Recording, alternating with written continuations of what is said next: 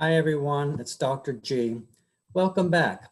In this short video, I would like to talk about groups within society and group dynamics.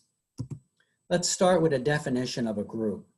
Sociologists define a social group as two or more people who identify with and interact with one another. Groups can be a simple dyad or a group of two and can be all the way up to a very large group of millions of people. Let's differentiate between a group and a category and an aggregate. A category refers to people who have similar characteristics such as women, homeowners, and college graduates, whereas an aggregate consists of individuals who temporarily share the same physical space, but who do not see themselves as belonging together.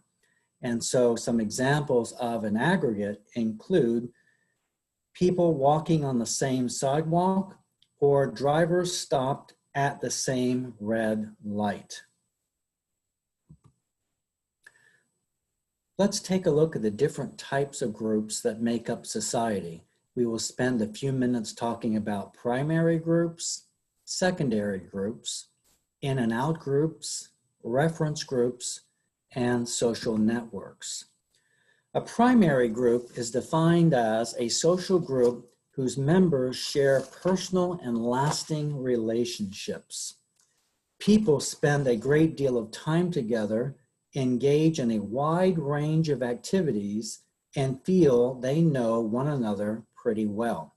So examples of primary groups include family and friends. A secondary group refers to a large and impersonal social group whose members pursue a specific goal or activity. So secondary groups are very goal-oriented. They can be large numbers of people. They exist for short periods of time. They tend to have weak emotional bonds with one another. So let's compare primary and secondary groups. When it comes to a primary group, the quality of the relationships is very personal oriented. The duration of the relationship is normally long. The breadth of the relationships are broad. The perception of the relationships are an ends in themselves. And again, already mentioned examples, family and friends. Secondary group, the quality of the relationship is goal-oriented. Duration of the relationships tend to be short. The breadth of the relationships, narrow. Perception of relationships, means to an end. And examples could include co-workers and political organizations. Let's talk about in-groups and out-groups. An in-group refers to a social group towards which a member feels respect and loyalty. That's us. An out-group refers to a social group which a person feels a sense of competition or opposition. That's them. Unfortunately, in and out groups can lead to prejudice and discrimination because people tend to favor members of their in-groups. Reference group refers to a social group we use as standards to evaluate ourselves. We form a subjective sense of well-being by looking at ourselves relative to specific reference groups. And social networks.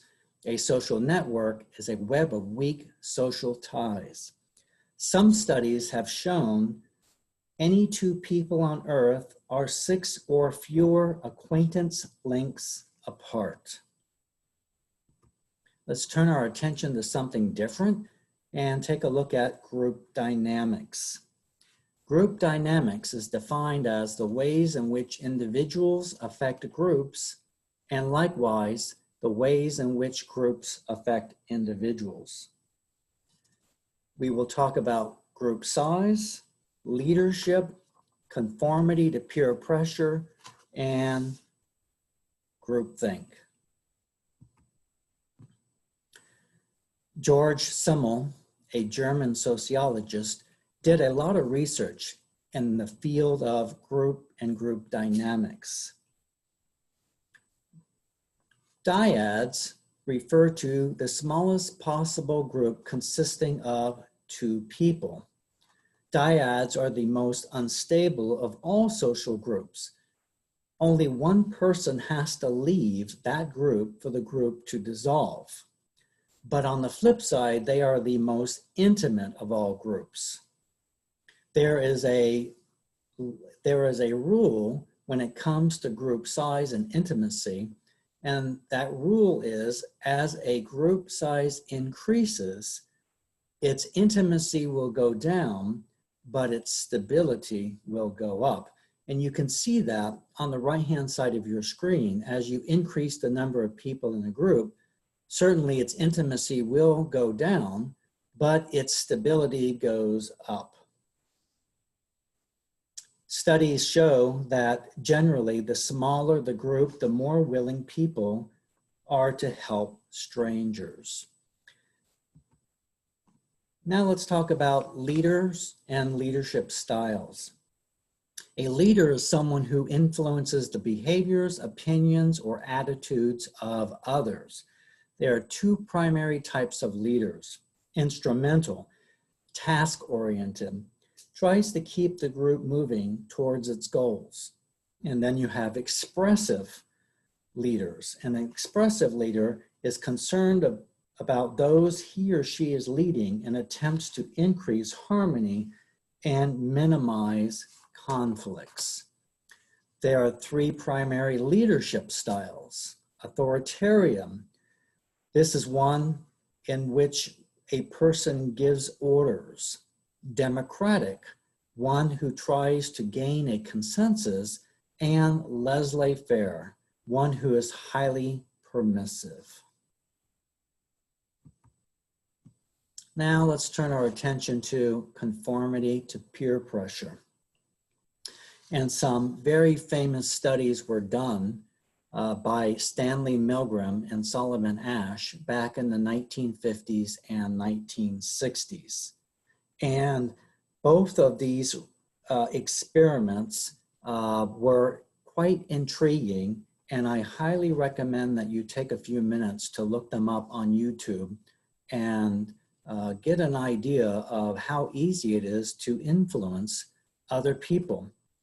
When it comes to Stanley Milgram's research, it was based on perceived social status, positions, and obedience.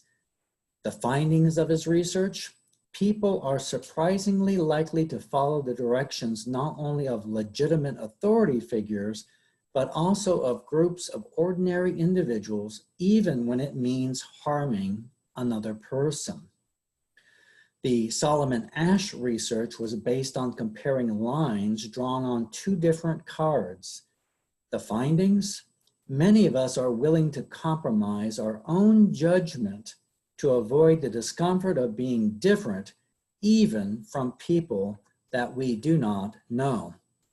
And unfortunately, all of this can lead to groupthink, which refers to situations in which a group of people think alike, and any suggestion of alternatives becomes a sign of disloyalty, the group having decided that there is but one correct answer.